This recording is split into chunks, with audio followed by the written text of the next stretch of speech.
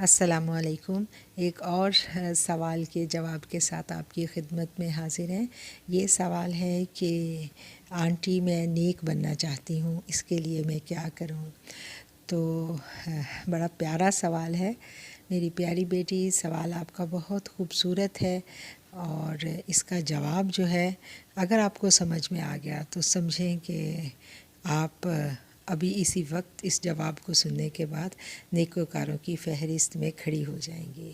لیکن مسئلہ یہ ہے کہ نیک بننے کا جو خواب ہے نا، یہ بالکل ایسا ہی ہے جیسے ایک جو موٹا انسان ہے، وہ یہ بہت کھانے پینے کا شوقین ہے، لیکن وہ وزن کو کم کرنا چاہتا ہے۔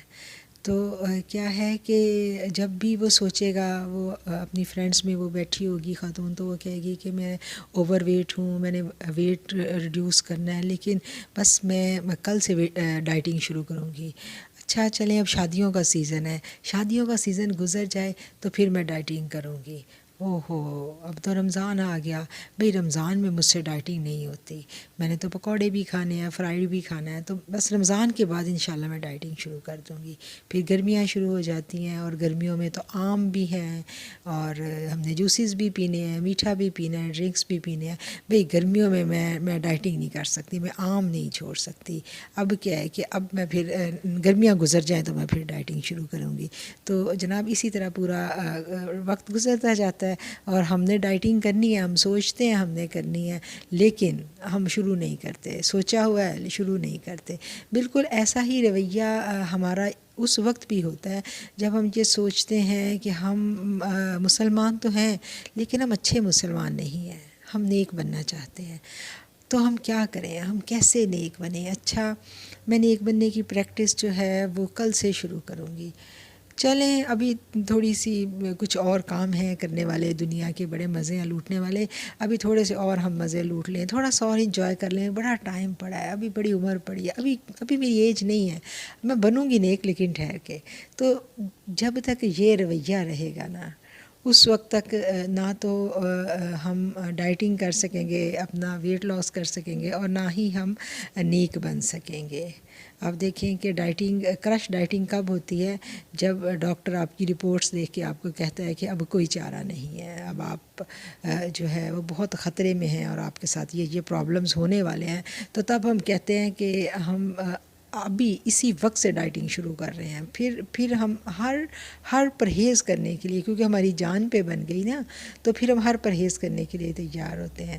بالکل اسی طرح اگر ہمیں یقین ہو جائے واپسی کا، جس کے لیے عمر کی کوئی قید نہیں ہے، نہ جوانی، نہ بڑھاپا، نہ بچپن، موت تو کسی کو بھی نہیں دیکھتی، جب آ گئی تو آ گئی، چلے جانا ہے۔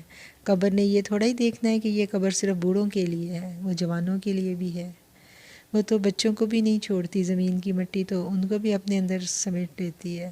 تو جب ہمیں یہ پتہ ہو، یہ یقین ہو کہ یہی لمحہ جو میرا ہے وہ یہی ہے، اگلا لمحہ میرا نہیں ہے، مل جائے تو شکر ہے، نہ ملا تو نہ ملا۔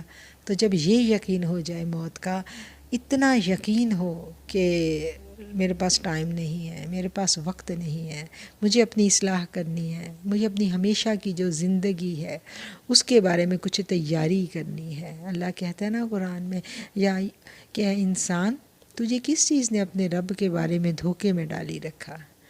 تو کیا ہے کہ یہ دنیا جو ہے یہ ایک دھوکہ ہے، اس کی دوڑ بھی ایک دھوکہ ہے۔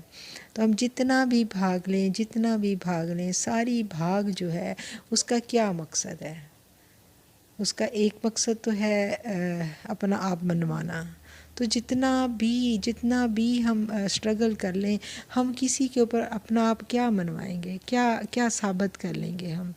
اور دوسرا جو ہم کہتے ہیں کہ ہم بہت سا مال اکٹھا کر لیں، تو یہ مال تو وہ ہے جس کے بارے میں اللہ کہتا ہے نا کہ میں نے تجھے دوسروں کے مال کا وارث بنایا، یہ مال تو میرا ہے ہی نہیں، اگر یہ مال میرا ہوتا تو میرے ساتھ جاتا۔